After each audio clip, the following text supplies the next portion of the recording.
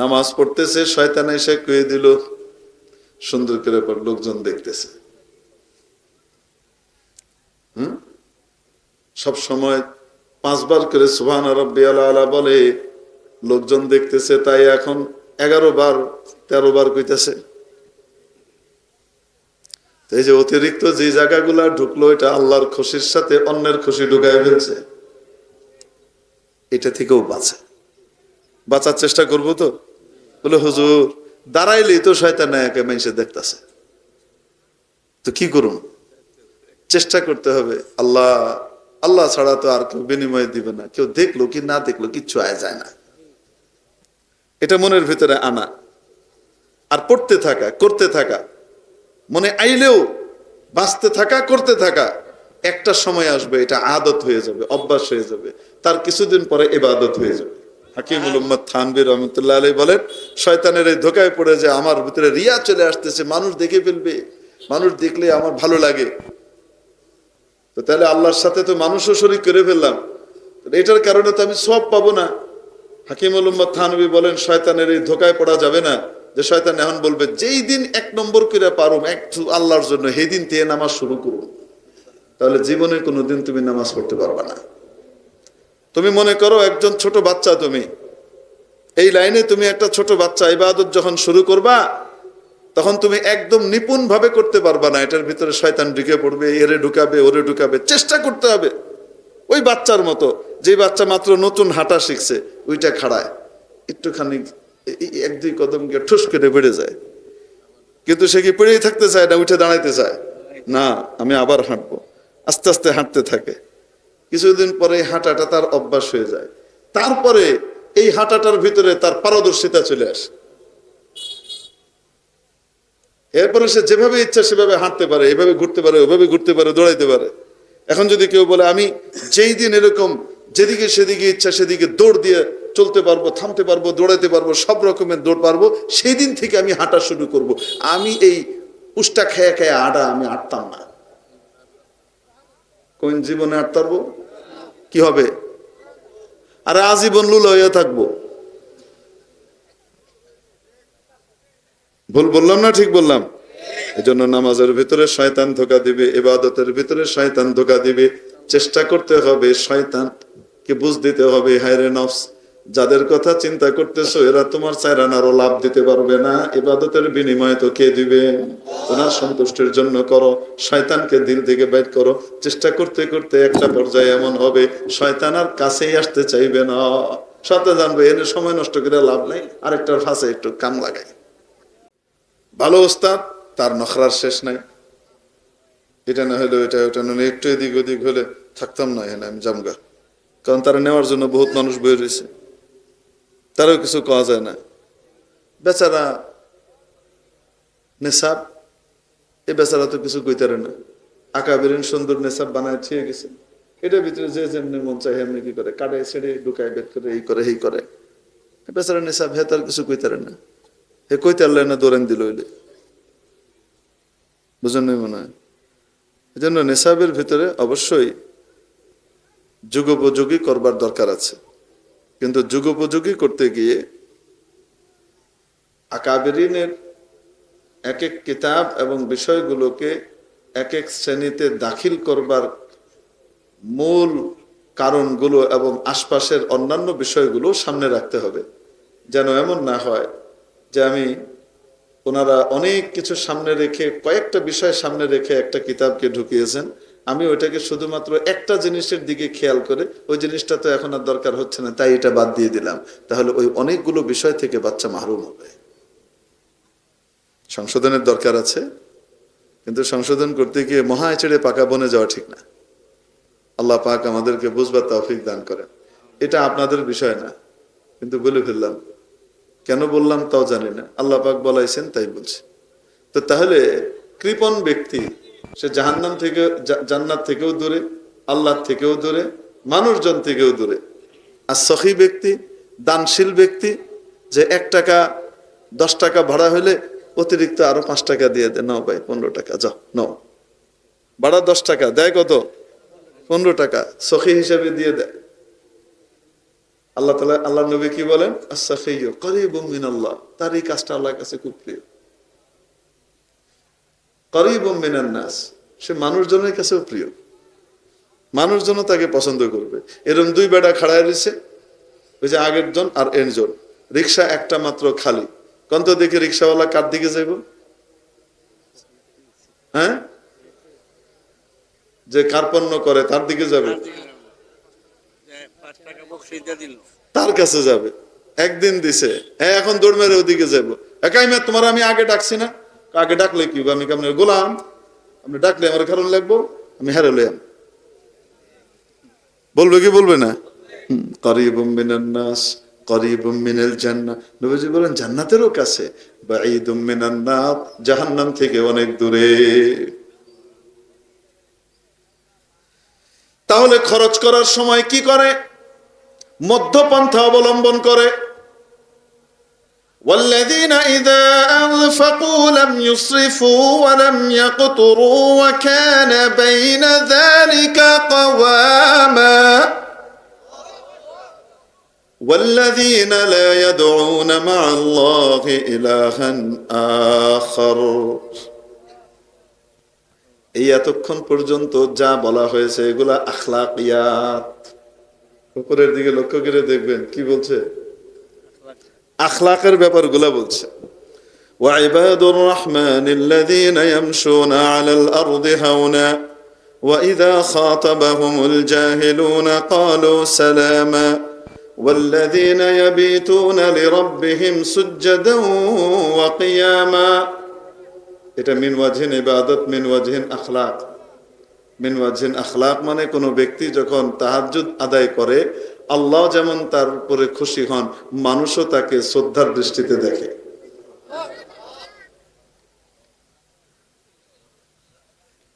আল্লাহু আকবার। এজন্য উপরের গুলার ভিতরে অধিকাংশ আখলাকিয়াতের ভিতরে বলা হয়েছে।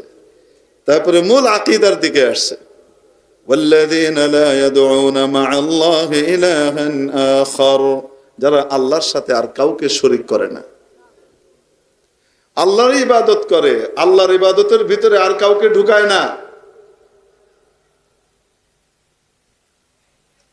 শিরিক করে না। শিরিক দুই রকম, শিরকে জালি, শিরকে খফি। প্রকাশ্য শিরিক, গোপন শিরিক।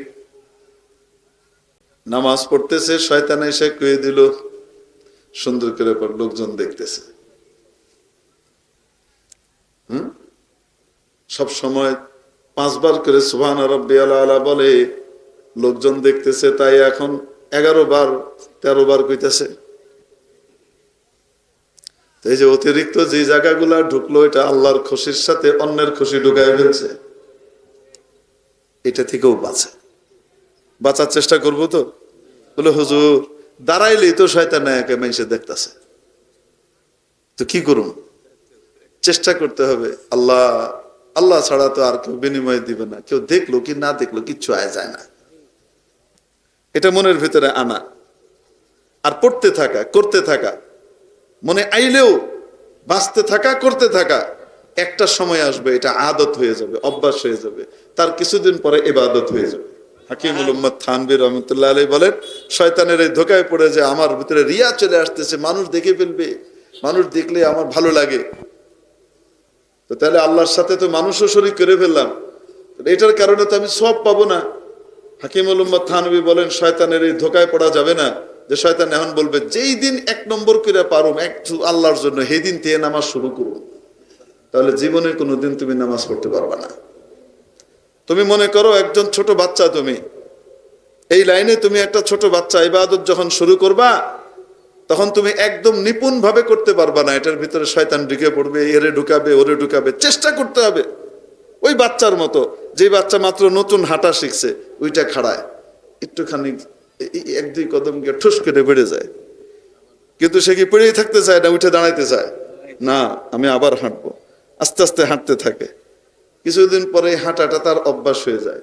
তারপরে এই হাঁটাটার ভিতরে তার পারদর্শিতা চলে আসে।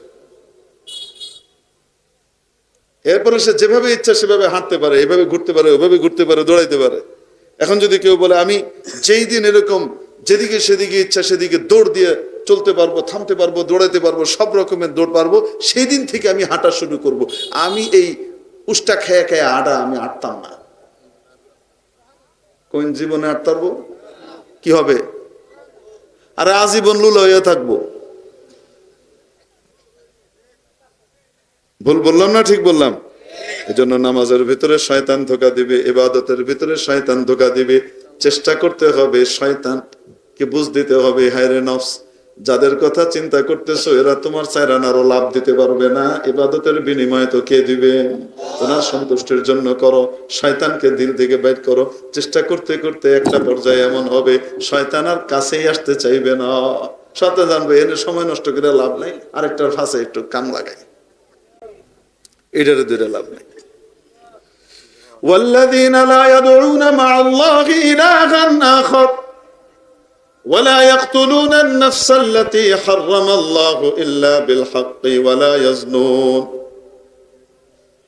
অবৈধভাবে কাউকে হত্যা করে না, শরীয়তের অনুমোদন ছাড়া কাউকে সে হত্যা করে না।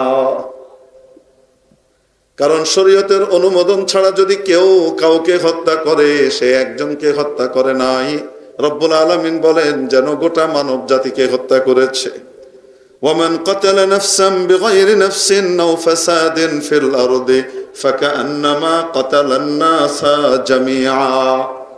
আর যদি কোনো ব্যক্তিকে হত্যা করার মতো পরিবেশ তৈরি হয়ে গেছে, কিন্তু অন্যায় আল্লাহ নারাজ হবেন তাই সে করে নাই, অথবা কেউ একজন নিরপরাধ মানুষকে হত্যা করতেছে, সে বাঁচানোর জন্য ধাবিত হয়ে হত্যার হাত থেকে তাকে বাঁচালো, রব্বুল আলামিন বলেন ওয়ামান আহইয়াহা, যে ব্যক্তি একটা প্রাণ বাঁচালো, একজন নিরপরাধ মানুষকে বাঁচালো, সে একজনকে বাঁচায়নি, ফাকান্নামা আহয়ান নাসা জামিআ, যেন গোটা মানব জাতিকে সে বাঁচিয়েছে, এই সওয়াব সে পায়।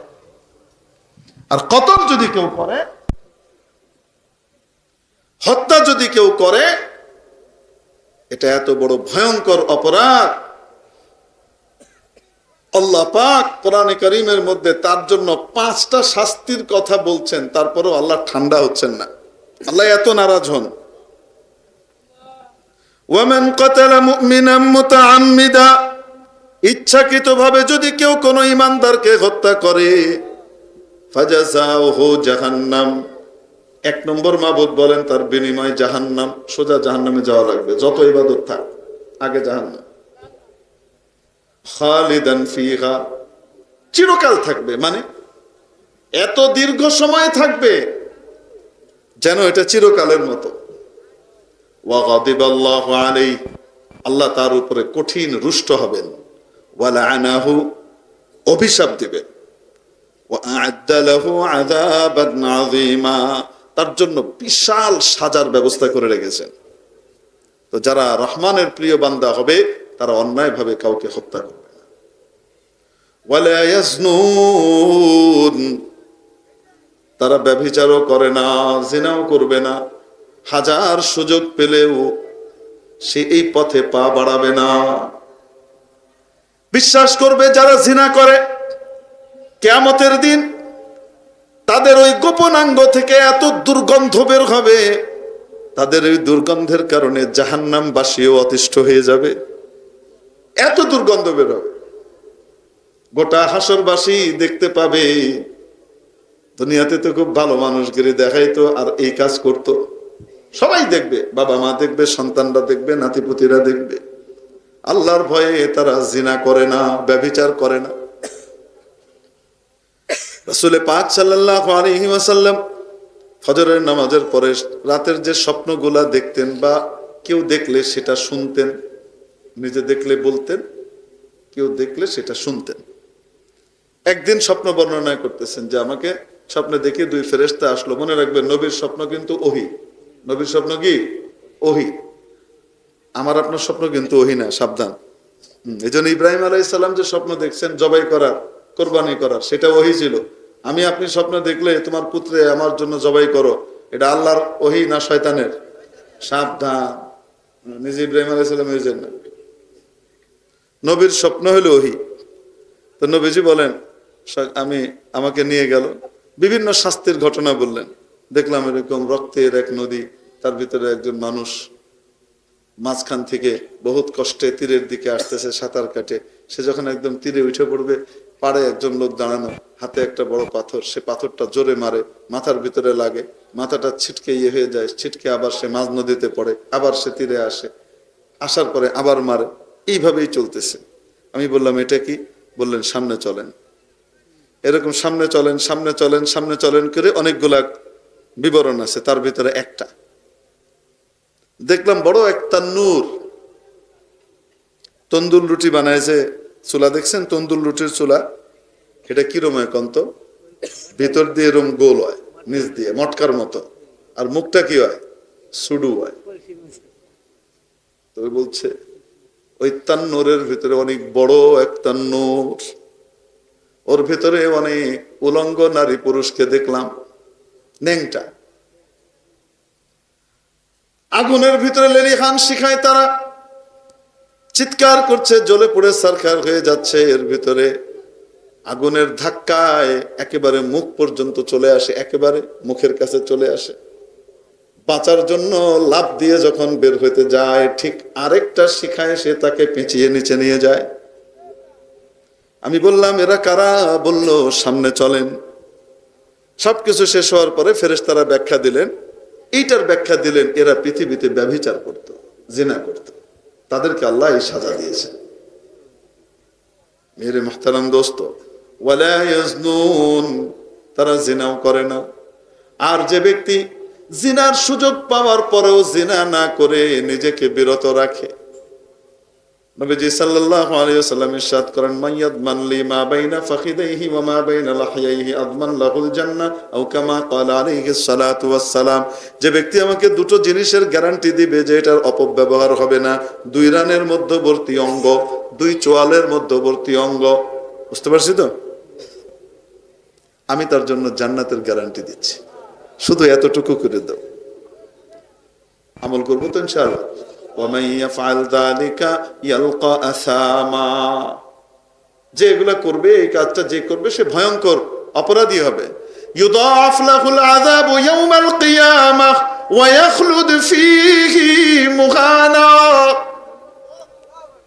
তার আযাবকে কিয়ামতের দিন ডবল রিডবল করা হবে, ডবল রিডবল করা হবে আযাবকে, এবং বড় অপমানিত লাঞ্ছিত অবস্থায় ওখানে থাকবে, চিরকাল থাকবে। ইল্লা, তবে একটা রাস্তা আছে, একটা, যদি কেউ আগে করে ফেলেছে, বয়ান শুনে, হুজুরের কথা শুনে, কোরআন পড়ে, কোরআন জেনে অনুতপ্ত হয়েছে, ইল্লা মান তাব, যে ব্যক্তি তওবা করে। তওবার ভিতরে তিনটা জিনিস থাকে, কয়টা? এক, ওই কাজটা ছেড়ে দেয়।